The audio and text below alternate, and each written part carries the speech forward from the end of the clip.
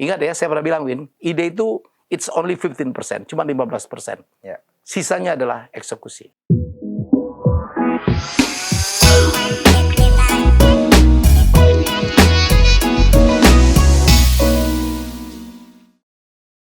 Selamat pagi kawan Scale Up, salam cuan. Ini dari Ko Erwin. Hari ini kita kedatangan tamu yang sangat spesial. Guru saya, mentor saya, public figure. Siapa lagi kalau bukan Pak Helmy Yahya. Pak Helmy, ini kehormatan banget nih ya, udah bisa Gua dong terhormat. ada di sini ketemu Pak Helmy. Ini dulu itu pas saya ikut CEO Mastermind, Pak. Salah satu itu Pak Helmy itu kayaknya jauh banget gitu loh. Sekarang bisa face to face, it's an honor ya Pak for me. Thank you, Win. Saya senang bertemu dengan orang-orang sukses. Sama-sama Pak. Jadi saya tuh lihat dari background Pak Helmy juga. Saya kebetulan follow YouTube-nya Pak Helmy. Lalu saya juga ikutin cerita Pak Helmy. Pak Helmy itu kan dulu juga bukan ini ya, bukan tiba-tiba onong-onong langsung sukses gitu ya. Enggak. Pak Helmy kan dulu juga backgroundnya dari susah ya Pak ya. Banget. Jadi Susah dulu bet, ceritanya kata tuh saya. gimana tuh Pak? Ya kan orang semua tahu bapak saya kan pedagang kaki lima gitu. Itu yang membuat jadi motivasi saya sehingga cita-cita gua nggak, saya dan Tantowi kakak saya pokoknya self motivated gitu, harus berubah nasib. Saya tidak boleh lebih miskin, lebih susah dari papa saya, ayah saya. Dan kebetulan saya punya ayah yang walaupun cuma pedagang kaki lima, very passionate. Ya, jadi sangat visioner lah ke depan. Ya, dia mau anaknya mencapai sukses, tidak seperti dirinya yang cuma jadi pedagang kaki lima, dan dia kirim kami sekolah ke Jawa. Sampai gadein rumah tuh, hampir nggak bisa ditebus tuh. Hampir disita oleh bank. Jadi saya pikir di situ tuh, itu juga yang membuat, ya udah kalau saya mau, saya kan jadi orang miskin tuh capek, Win. Dihina orang, ditolak orang, dibully orang.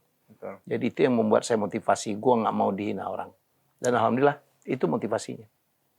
Jadi luar biasa ya Pak perjalanan sampai sekarang ya. Ya. Jadi alhamdulillah lah.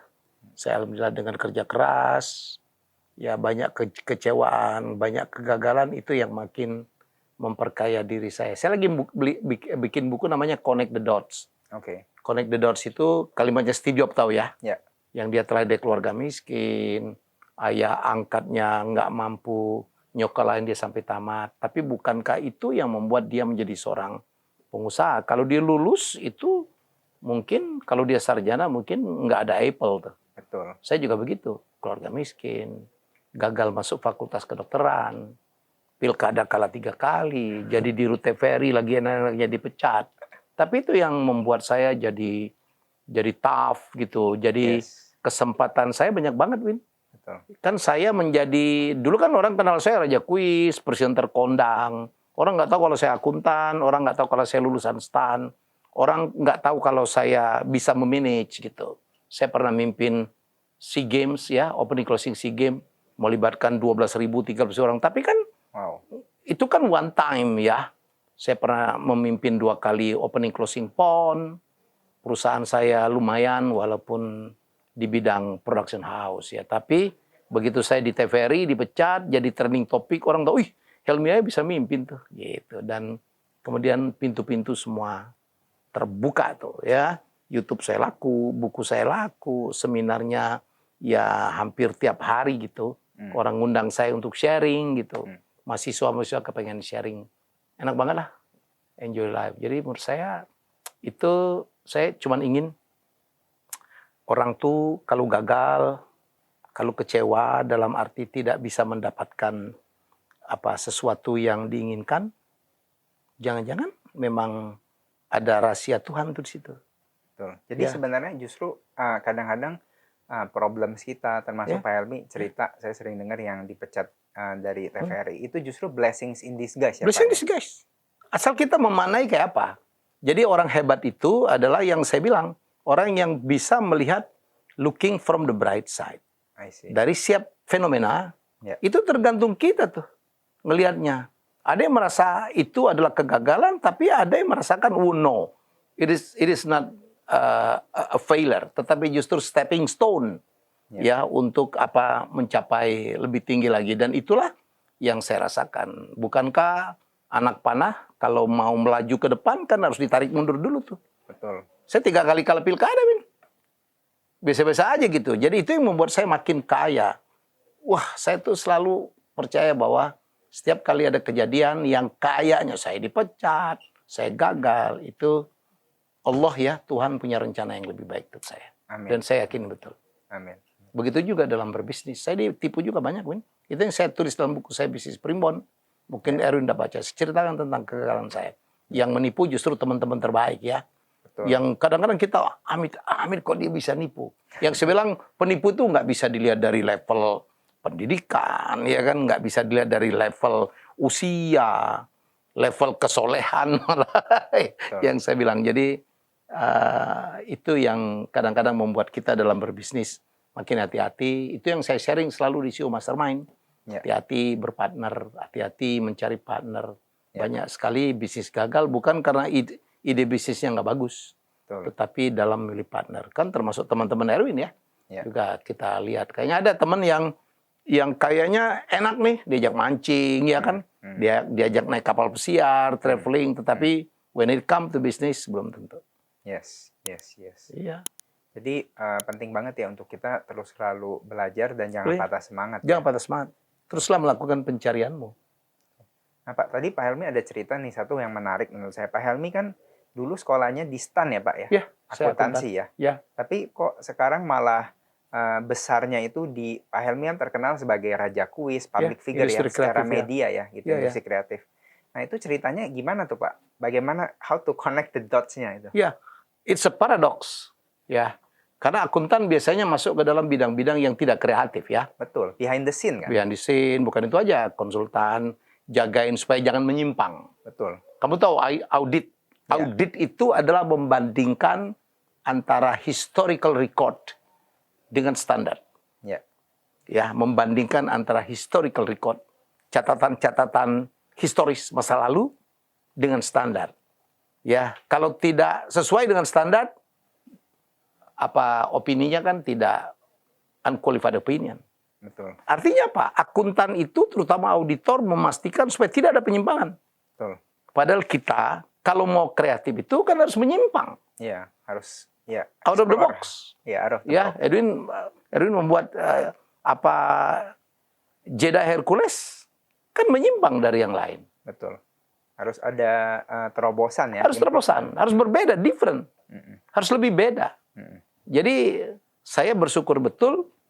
Orang bilang, kok bisa Helmi Yahya? Saya udah menciptakan hampir lebih dari 200 karya televisi ya.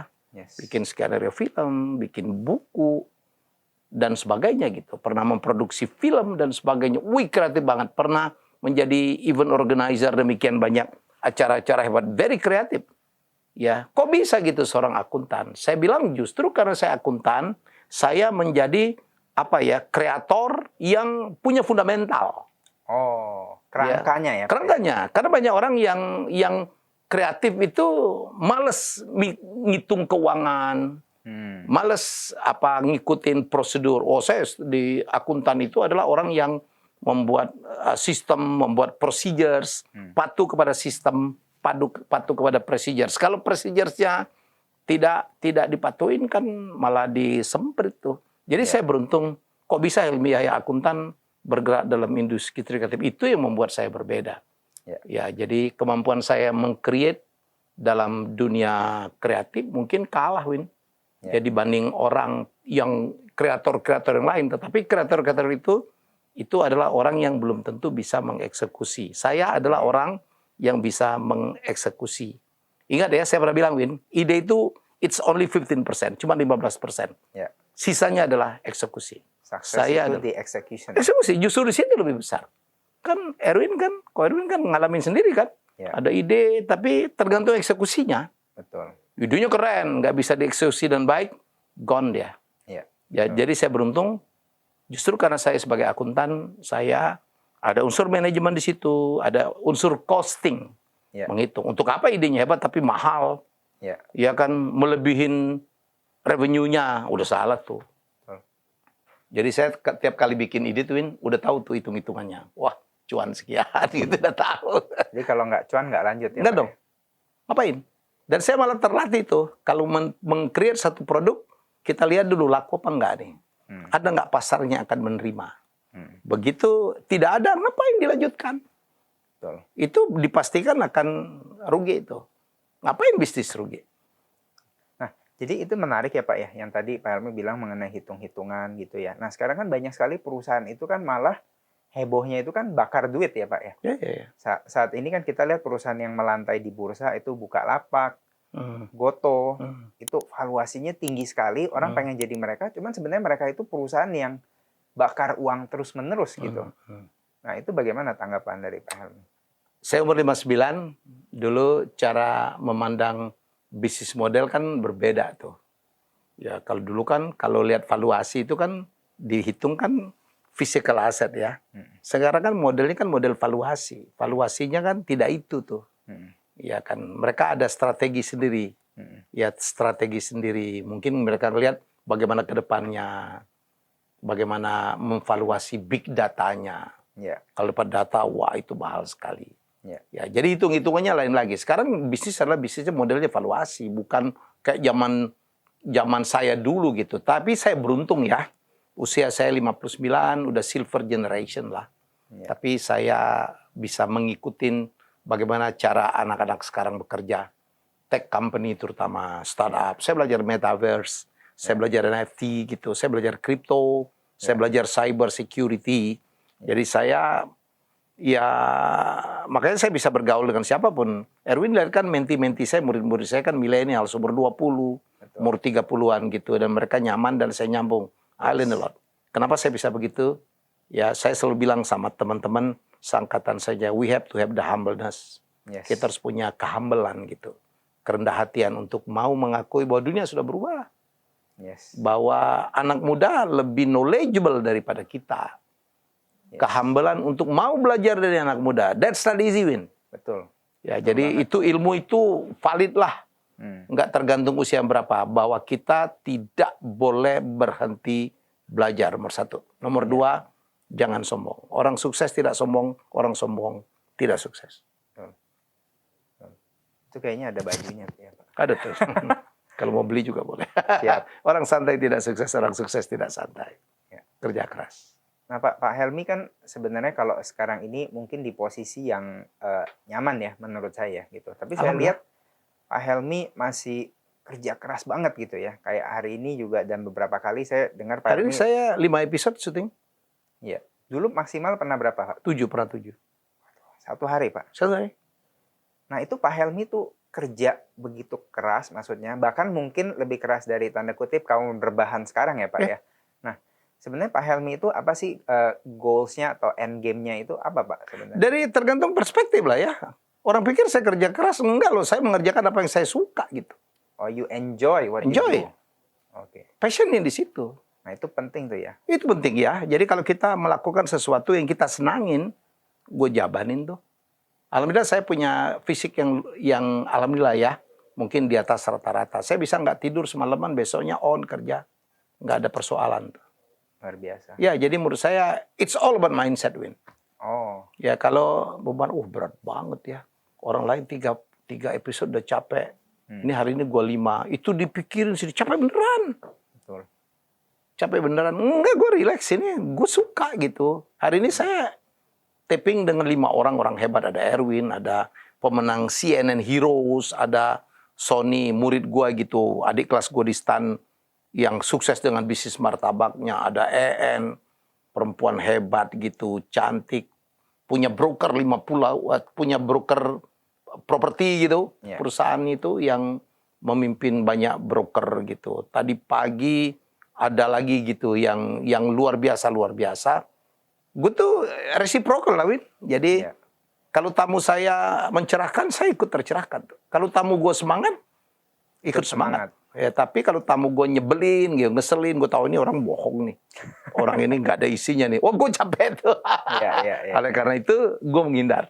Makanya tamu saya adalah tamu yang punya value semua. Kalau Erwin lihat di Helmi Bicara, tamu saya adalah orang-orang yang punya value. Betul. Saya tidak akan mengundang orang, apa sih ini? Ya, value-nya menurut saya penting. Karena bangsa ini memerlukan yang kayak gitu. Iya. Ya, saya nggak perlu lah nambah-nambahin, bikin gosip, bikin Iya. sesuatu yang tidak perlu dipersoalkan.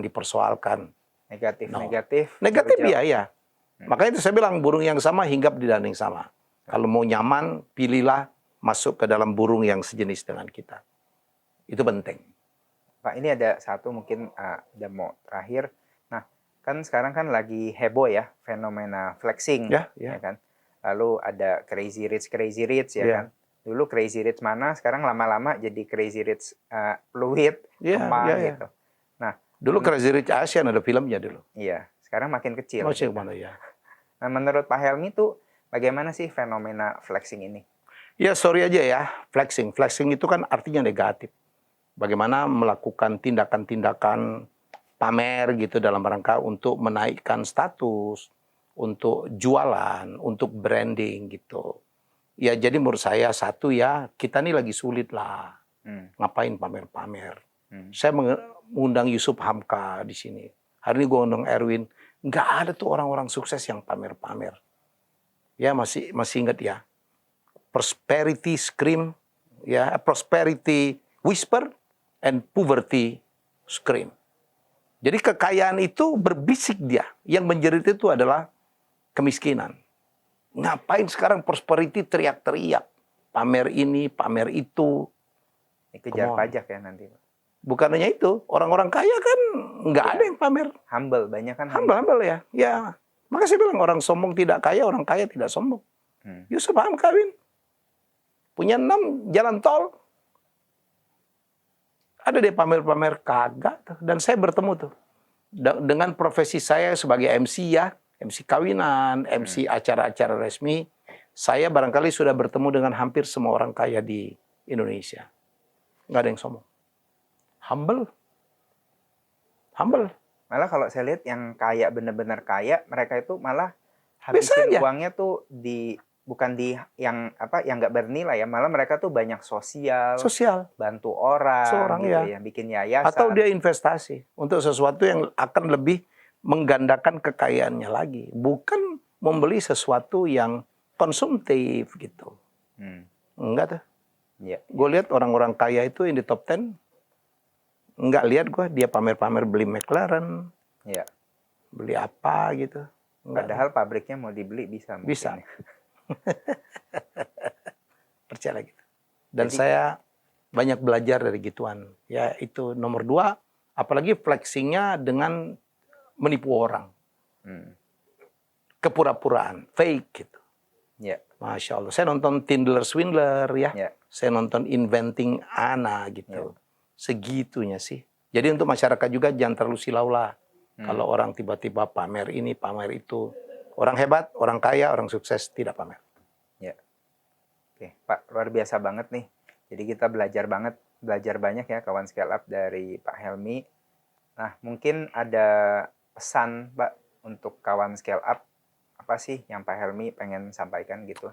Ya, teruslah belajar. Nggak ada kesuksesan dicapai dengan rebahan gitu, nggak ada. Jangan banyak mengeluh. Ya, mengeluh itu adalah pekerjaan yang paling melelahkan dan tidak ada manfaat. Anfaedah tuh. Ya. Nomor 3, pikirkan sesuatu yang bermanfaat untuk orang lain. Ya, jadi itu saja.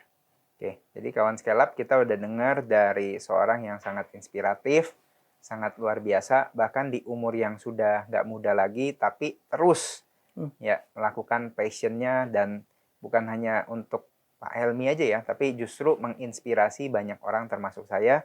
Dan saya berharap episode spesial kali ini bisa menginspirasi kawan scale up. Thank you Pak Helmi untuk waktunya. Sukses, Win. Oke, sekian kawan scale up, salam cuan. Oke. Bisa kan, enak kan? Wih, tanya menarik nih jawabannya. Maksud Bapak apa ya? Tadi ngomong begini, Bapak gue tahu begini. Gitu-gitu aja. Jadi nggak perlu tuh dibebanin ngapalin. Santai aja ya Pak ya? Santai aja.